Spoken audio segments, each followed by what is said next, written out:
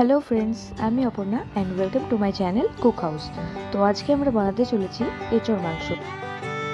খুবই ঘরোয়া পদ্ধতিতে আমরা বানিয়ে ফেলবো। তার জন্য আমাদের যা যা উপকরণ লাগবে: আদা রসুন বাটা, দুটো আলু কেটে নিয়েছি, কিছুটা পেঁয়াজ, সেদ্ধ করে রাখা এঁচোড় আর মাংস।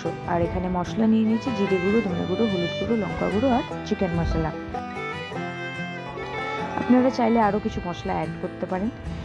হাই ফ্লেমে কড়াইটাকে খুবই গরম করে নিতে হবে। তার মধ্যে তেল দিয়ে দিলাম, তেলটাও গরম হয়ে গেছে। দুটো শুকনো লঙ্কা দিয়ে দিলাম, এবার দুটো তেজপাতা দিয়ে দেবো। তো কেটে রাখা পেঁয়াজগুলো আস্তে আস্তে সব তেলের মধ্যে দিয়ে দেবো। আমি দুটো সামান্য পরিমাণে পেঁয়াজ নিয়েছি, আপনারা চাইলে আরও বেশি অ্যাড করতে পারেন। যত বেশি অ্যাড করবেন গ্রেভির পরিমাণ তত বেশি হবে। পেঁয়াজটাকে ততক্ষণ পর্যন্ত নাড়তে থাকবো যতক্ষণ না পেঁয়াজটা রেড ব্রাউন হয়ে যাচ্ছে। যখন দেখবেন পেঁয়াজটার কালার চেঞ্জ হয়ে যাচ্ছে, তখন হালকা উপর দিয়ে নুন ছিটিয়ে দিলাম। এই নুনটা ছেটানোর ফলে পেঁয়াজটা আরেকটু গলে যায়। কেটে রাখা আলুগুলো আমি এবার আস্তে আস্তে তেলে ভেজে নেব। পেঁয়াজটার যখন কালারটা পুরোপুরি চেঞ্জ হয়ে যাবে, তখন আমরা পেস্ট করে রাখা আদা রসুন বাটা এই পেঁয়াজের মধ্যে পুরোটাই অ্যাড করে দেবো। আপনারা যতটা পরিমাণ চাইবেন ততটা অ্যাড করতে পারেন। আমি সামান্য পরিমাণ দিয়েছি, অতটা আদা রসুন পেস্ট দিইনি। পেস্টটা অ্যাড করার পর কিন্তু কন্টিনিউ নাড়াতে হবে যতক্ষণ না মশলাটা আমার পুরোপুরি ভাজা হয়ে যাচ্ছে। যখনই দেখবেন মশলাটা পুরোপুরি ভাজা হয়ে যাচ্ছে, তখন যে আমি আলাদা করে রেখেছিলাম মশলাগুলো, ওই মশলাগুলো একে একে সব অ্যাড করে দেব। আর সামান্য পরিমাণ জল দিয়ে কষাতে থাকবো।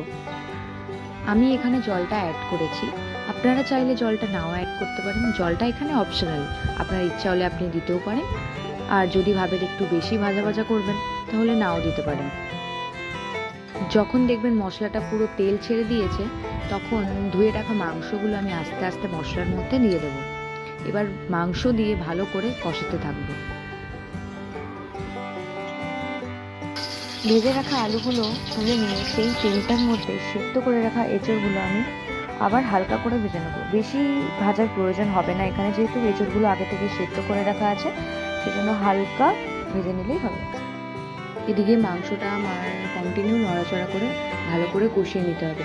মাংসটা যাতে পুরোপুরি সেদ্ধ হয়ে যায়, তার জন্য একবার আমি ঢাকা দিয়ে দিলাম। ঢাকা খুলে স্বাদ মতো নুন ছড়িয়ে দিলেই প্রায় মাংস কষানো আমার রেডি। এরপর আমি আস্তে আস্তে অ্যাড করে দেবো ভেজে রাখা এঁচোড় ও আলুগুলো। তারপর পুরো মিশ্রণটাকে ভালো করে মিক্স করে নিতে হবে।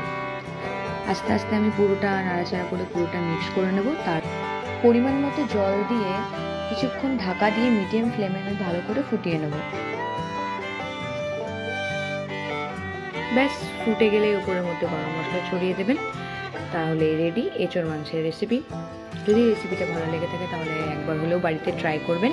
আর যদি ভিডিওটা ভালো লেগে থাকে তাহলে like, comment, share and channel নতুন হয়ে থাকলে অবশ্যই চ্যানেলটাকে সাবস্ক্রাইব করে দেবেন। চলো টাটা, দেখা হচ্ছে আবার নেক্সট কোনো ভিডিওর সাথে।